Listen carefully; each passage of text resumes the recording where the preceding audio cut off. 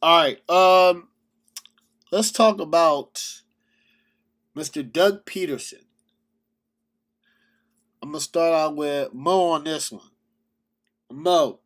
Uh, Doug Peterson actually, it came back that he said that. So what are your thoughts on the call? And do you think Doug Peterson will ever gain trust in the locker room again? Nope. And to be honest with you, some people might be crazy what I'm saying by this. If for him to still have a job right now with that decision, ownership agreed with it. There's no way as an owner and GM he still has a job right now if God wasn't cool or didn't agree with the move he made. Because it was just a bonehead move. It didn't make sense. To be honest with you, if you want to make that call, it wasn't like he was struggling enough for that call to be legitimate. But the fact that really, what receivers did you have on that field to really get it open? Like your running game wasn't working. It wasn't like people was running wide open. He was just making terrible throws. He was playing a game he was playing the hand he was dealt. And for you to take him out and for Doug Peterson to still have a job with a losing season like he had, and then I wouldn't respect it. To be honest with you, I wouldn't respect it no more if Carson Wentz still there. I can't respect that because if for you to pay him that money and for him not even to suit up for that last game of the season and he's still there next season, I can't respect that. That's just me. I can't respect that organization anymore if he's still there after a move like that because I understand people request a trade and be upset all the time. But did he do anything in a sense to justify him being set down and deactivated? Because he wasn't hurt. All right, I'm gonna go to you, Craig. What are your thoughts on the the Doug Peterson call? And do you think he will ever gain the trust back in the locker room? Uh, I don't have a well. I don't agree with what he did by taking Hurts out the game. I don't agree with what he did by going for it on fourth down. I don't understand why they didn't just run the ball on third down if they were going to go for it on fourth down. They were in the red zone after they got the turnover. Well, whatever. So they could have tied the game up. They didn't. They lost the game. But the thing is that he said early in the week that he was going to put Nate Sudfeld in. So he's going to get him some run or whatever it is, even though he hasn't played all season, like a one snap. So I mean, if you had listened to him talk, whatever it is, or you whatever, then you knew that was going to happen. So I'm not upset about him taking him out of the game, Hurts out of the game, and basically just losing the game. I'm upset with the fact that he said that they were trying to win the game. No, you weren't. You weren't trying to win the game by taking out Hurts, even though he wasn't putting up like really ridiculous numbers. He was like 7 for 20, but he had the only 2 touchdowns. It still gives you the best chance to win. So yeah, you can't say. And I didn't agree with some of the play calling. So yeah, just to come out and say that you were trying to win the game, I don't agree with that. But like I said, that's his call. He's the coach of the team.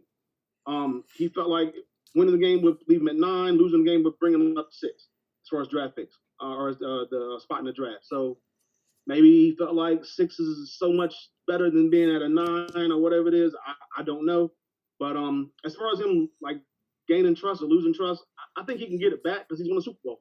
Only one to win the Super Bowl there in Philly. So I think all he has to do is tell people, look, I made a mistake.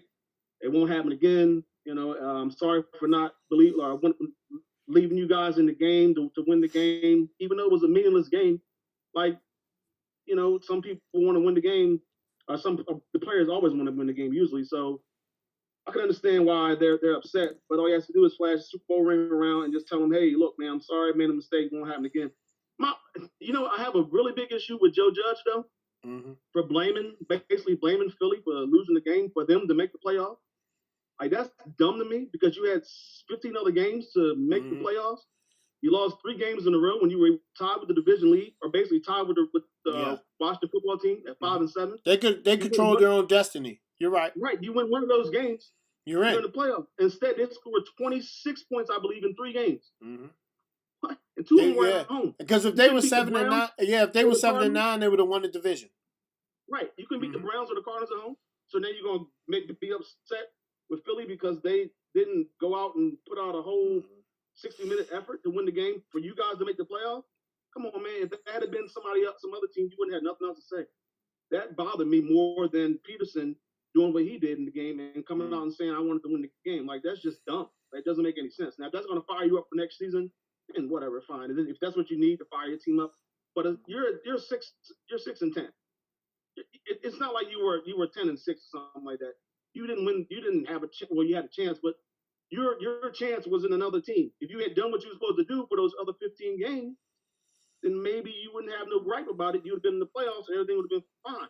But no, that's not what happened. So that really irritated me. But I didn't, Doug Peterson, I think he'll be fine next year.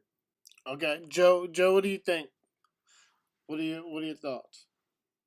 But to piggyback on Craig, yeah, I don't want to hear what a 6-10 coach is complaining about other teams doing for not making the playoffs. That's garbage. Mm-hmm. Doug Peterson has said throughout the week, it was even on the Eagles website, that Nate Sudfeld was going to start the second half. Mm-hmm. So it was definitely signed off by ownership. And I saw some reports that players were surprised. So he probably should have communicated that to the team that was going to happen. But it was on the internet for any of the world to see. Mm-hmm. Just need to work on communication there. Which is why I think, you can regain the locker room. Just explain what happened. And I definitely think getting Nate Sudfeld some reps was about tanking, because why else are you giving him reps over Carson? Yeah, go ahead and say it. Why give your potential third-string quarterback real reps? Yeah. If you're not sure about him, just cut him. It doesn't matter. It's your third-string quarterback. Mm-hmm. I could have seen a half of Jalen Hurts, a half of Carson Wentz to really get a deciding factor of who's going to be our starting quarterback next year. That matters. But I think they're going to probably try to trade Carson Wentz this offseason. Mm-hmm. It's the only reason to not play him, to make sure he doesn't get hurt. Mm-hmm. Yeah. Okay, so it came out he was going to play him, right? The call, I think, I kind of agree with you. He did it for draft picks, right? So they potentially move up, right? I think they're 6th versus 9th. And some people, it's competitive. I can see if you're, even like, I don't know, man. This is the NFL. You, like Herm Edwards said, you play to win the game, man. It shouldn't be any tanking. But the ownership agreed with it. He'd agreed with it. Now, I don't agree with it. I don't know if an impact player is going to be at 6 versus 9. Maybe they trade. Maybe. 2, the locker room.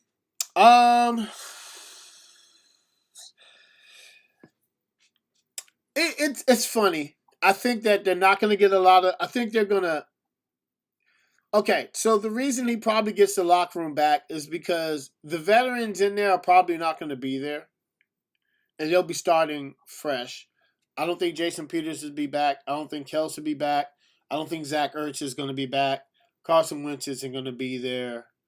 So it'll be, you still have Fletcher Cox, and Miles Sanders is probably, still young, but, I think most of the leaders are going to be gone. So it'll probably be an easier transition than most. So they're going to do it for cap space because they don't have any cap. They have to get rid of, they can't sign Ertz. He's probably going to go somewhere. I don't know how much he's going to get paid, but I think he's a good tight end. He'll go somewhere, and I think he'll make an impact immediately. I think he's still got some definitely left in the tank.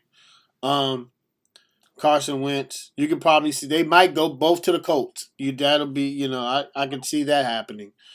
And Kelsey too. But so I don't think it's beyond repair. It's just interesting that their season started out very interesting, and then it just crumbled. It started out, and then it was just yeah, because last year they're coming off a high. Carson Wentz is coming. You know what I'm saying? They won a division last year, didn't they? The Eagles? Yeah. Yeah, they did. They won the division. Carson was healthy. They drafted receivers, and it's crazy how Rome falls.